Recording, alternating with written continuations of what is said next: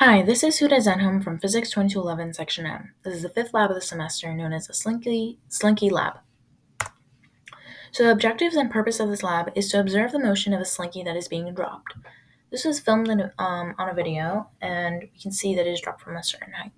Then we use the program tracker to insert the video into and then model the observed motion. Then we use glowscript to create a computational model using formulas that we know, and compare the observed and computational models using the results that we get, and connect it to key ideas that we learned throughout the semester. So some key concepts that we want to know are the momentum principle / Newton's second law, and force components such as drag force, gravitational force, and tension force. All of these will contribute to net force that we'll see later on. So for our tracker data, we can see that I use the origin of the axis to be the bottom of the slinky, which is the motion that we are tracking. And we have a calibration stick of 1.1 meters, which is the length of the stretch slinky that we estimated. And we have each position tracked over time. And we can see here that the bottom of the slinky doesn't start moving in the negative y direction until the top of the slinky hits it. And we can see here in this graph of the y position over time that at this time, this is when the top of the slinky is hitting the bottom of the slinky. And then it starts moving in a negative y direction, as stated before.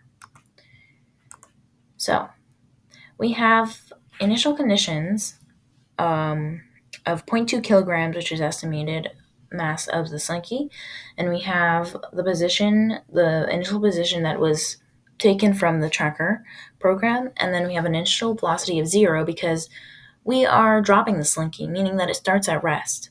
And we have a time of 0 seconds as our initial, and we have a delta t of 0.01, which is the size of each time step for our loops, and we have a gravitational constant, which is 9.8 meters per second, and a j hat in the y direction because our slinky is only moving in the y direction. And then we have a proportionality constant for the magnitude of the drag force, which is b, which was taken from comparing results from the code and the last position from tracker. So we have our computational data, which is broken up into two while loops. And the first one ends up until 5.5 seconds, which is when the bottom of the slinky starts moving. So for this section on the left is when the bottom is not moving. And here on the right is when it starts moving. So when it's not moving, we have to consider the forces, the weight force, negative mass times gravity times j hat, and the tension force, which is negative b constant times velocity. So now the net force is weight force and tension force combined. Then we update the velocity and position using the momentum principle and advance the clock for each time step. Now between 5.5 seconds and 8.533 seconds, which is the last second, this is when the bottom of the slinky is moving in a negative y direction, meaning now that we have drag force to consider. So we have weight force, which is negative mass times gravity times j hat, as before. And now we have drag force, which is b times the magnitude of velocity squared times j hat. So now F net is weight force combined with drag force. Again, we update the velocity and position using the momentum principle, and we advance the clock, just as before. So we have our computational data. Here we have a model showing the bottom of the slinky moving downward, and we have the y position over time graphed over here.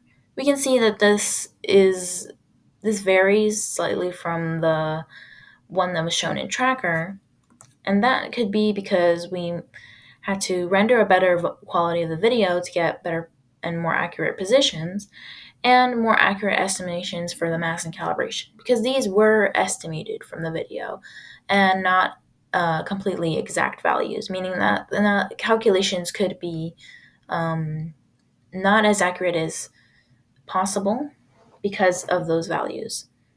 So the main question that we want answered is, why does the bottom of the slinky remain still up until a certain point in which the top of the slinky hits it?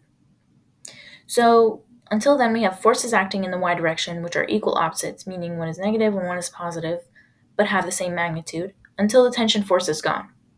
meaning that until this point, the velocity is zero because of that tension force. Once it's gone, then we start having a velocity. In our case, it's a negative velocity. So thank you and have a great day.